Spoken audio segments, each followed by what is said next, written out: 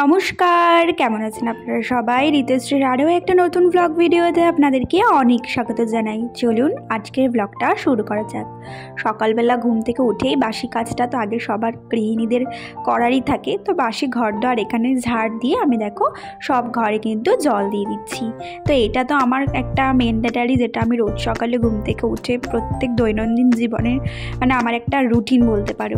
তো এখানে দেখো জানলা টানলাগুলো সব খুলে দিচ্ছি। আর এই শীতের সকালটা একটা আলাদাই আমেজ থাকে। দেখবে গরমকালে কিন্তু সেরকম কোনো আমেজ থাকে না, কিন্তু এই শীতের সকালটাই কিন্তু একটা আলাদা। যতই ঘুম থেকে উঠতে দেরি হোক, কষ্ট হোক, কিন্তু শীতের সকালে একটা বেশ আলাদাই আমেজ থাকে।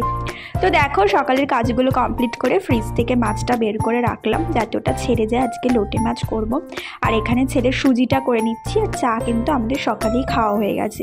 তো এখানে দেখো সুজিটা হতে হতে যে মাছটার মধ্যে জল দিয়ে রাখলাম, যতক্ষণে বাকি কাজ করব ততক্ষণে মাছটা ছেড়ে যাবে। আর এদিকে দেখো এদেরকে খাওয়ার টাইম হয়ে গেছে, খেতে দেওয়ার। তো এদেরকে খাবারটা এখানে আমি দিয়ে দিচ্ছি। আর ওটাই যেটা বলছিলাম, শীতের সকালটা কিন্তু বেশ এনার্জি থাকে কাজ করার। দেখবে গরমকালে কিন্তু আমাদের খুব কষ্ট হয়, ঘামে রোদে একটা আলাদাই। আর এই শীতকালে আমার একটা পার্সোনাল কষ্ট হয়, সেটা হচ্ছে ডাস্ট অ্যালার্জি। দেখতেই পেলে আমি মাস্কটা পরেছিলাম, মাস্কটা পরেই কিন্তু বিছনাপত্র সব ঝেড়ে ঝুড়ে নিলাম। তারপরে দেখো এখানে ওয়ার্ড্রপটা একটু হালকা হাতে পরিষ্কার করে নিলাম, কারণ কালকেই কার্তিক পুজো, তো সেই কারণে বাড়িতে তো লোকজন আসবে। আর বিছনাটাও খুব ভালো করে বিছনার যে জায়গাটা আছে সেটা খুব ভালো করে খাটের ওটা পরিষ্কার করে নিলাম। আর দেখো এখানে ঝাড় দিয়ে ময়লাগুলো এক জায়গায় রাখছি। পুরো ঘর বাড়ি ঝাড় দেওয়া হয়ে গেলে তারপরে কিন্তু এখানে একবারে ওটাকে ফেলে দেবো। আর এদিকে চলে এসেছি, একদিকে বসিয়েছি হচ্ছে ভাজা, আর এদিকে কিন্তু ভাতটা করে নিলাম। তো এখানে দেখো ভাজাটা আমার হয়ে গেল। এখানে বসিয়েছিলাম হচ্ছে তোমার বেগুন ভাজা, কারণ এখানে করবো হচ্ছে আজকে মেথি শাক বেগুন দিয়ে। তো তার জন্য বেগুনটাকে আগে ভেজে নিতে হতো। তো কালো জিরে শুকনো লঙ্কা ফোড়ন দিয়ে কিন্তু এখানে মেথি শাকটা দিয়ে দিয়েছি। খুব ভালো লাগে জানো তো এই মেথি শাক শীতকালে বেগুন দিয়ে আলু দিয়ে করতে, তো খেতে। তো আজকে সেজন্য একটু করে নিলাম।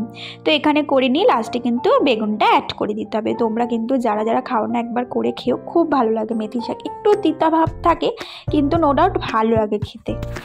আর আজকে আমার শাশুড়ি আর আমার বর বলেছে হচ্ছে তোমার লোটে মাছ খাবে, কিন্তু আমি যেভাবে করি মেখে ওরকম না, একটু পেঁয়াজ আদা বাটা রসুন বাটা দিয়ে। তো আমি ইউটিউবে একটু সার্চ করে নিলাম। তো এখানে একটু পেঁয়াজ দিয়ে পেঁয়াজটাকে ভাজা বসিয়ে দিলাম, দেখতেই পেলে।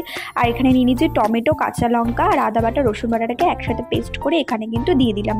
তো দিয়ে ফাইন্ড একটা পেস্ট করে এখানে কিন্তু দুটো দিয়ে খুব ভালো করে নাড়িয়ে চাড়িয়ে নিতে হবে। নুন আর হলুদ, শুকনো লঙ্কা আর একটু জিরে গুঁড়ো, ধনে গুঁড়ো, এগুলো দিলেও দিতে পারো, না দিলেও না দিতে পারে। হলুদ গুঁড়ো তো দিতেই হবে, আর শুকনো লঙ্কা যদি ঝাল পছন্দ করো দিও। তো দিয়ে খুব ভালো করে দেখো জল দিয়ে এটা মশলাটাকে কিন্তু কষাতে হবে। কষিয়ে টষিয়ে নিয়ে তারপরে কিন্তু এখানে লোটে মাছগুলো দিয়ে দিতে হবে। বাট এখানে ভিডিওতে দেখিয়েছিল যে লোটে মাছটার মধ্যে একটু গরম জল দিয়ে আর হলুদ দিয়ে একটুখানি নাড়িয়ে চাড়িয়ে নিয়ে চলো। আমি আর সেটা করিনি। লোটে মাছ এমনিই নরম, আবার ওটা করলে ভেঙে যাবে। এমনি এই করতে গিয়ে বেগুন দিয়ে করতে গিয়ে একটু একটু ভেঙে গেছিলো জানো। যদি ওই করতে যায় তাহলে আরও ভেঙে যাবে, সেজন্য তো ওটা করাই হয়নি। আর সত্যি বলতে কি জানো, আমার এইভাবে একদম ভালো লাগে না। কিন্তু ওই ছোটোবেলা থেকে মায়ের হাতে ওভাবেই মাও বলা ভুল, আমার ঠাকুমার হাতে ওভাবে মাখাভাবে লোটে মাছটা খেয়ে এভাবে আমার একদম ভালো লাগেনি। আদা বাটা রসুন বাটা দিয়ে একদম না।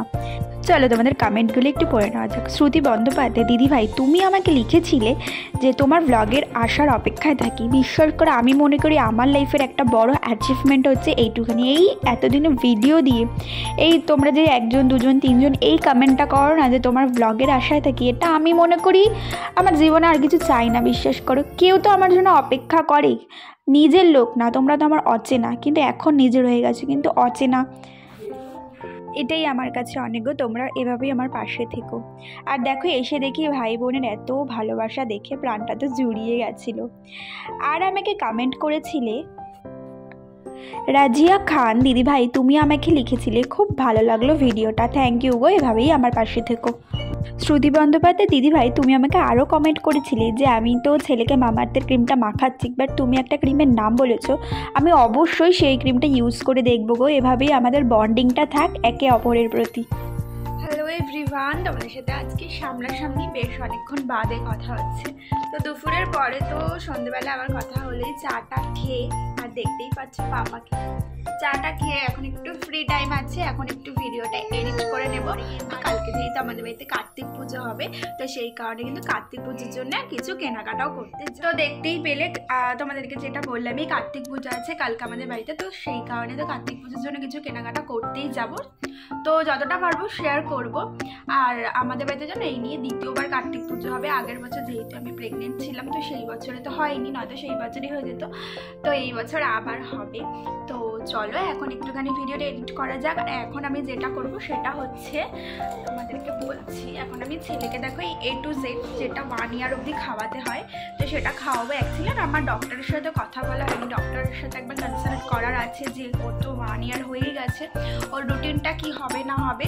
তো আমি যে ডাক্তার দেখাই তিনি কিন্তু হোয়াটসঅ্যাপে মেসেজ করলেই বলে দেয়, আর বলে দেয় যে চেকআপে নিয়ে আসতে হবে। তো দেখো এখানে চলে এসেছি, এখন বাজে রাত্রি 11টা। এখন এসেছি কার্তিক ঠাকুর কিনতে, আর আমাদের এক দাদার বাড়িতে কার্তিক ঠাকুর ফেলবো, তো সেই কারণে চুজ করতে এসেছি। তো এখানে কার্তিক ঠাকুর অনেক দেখে শুনে আমি একটা ঘরের জন্য কিনে নিয়ে এসেছি।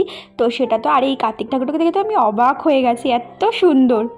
তো চলো চলে তো এসেছি, দেখাবো কালকে। এটা আমাদের পুরনো ঠাকুর। আজকের ভিডিওটা এইটুখানি। সবাই খুব ভালো থেকো, সবাইকে ভালো রেখো, টাটা বাই বাই।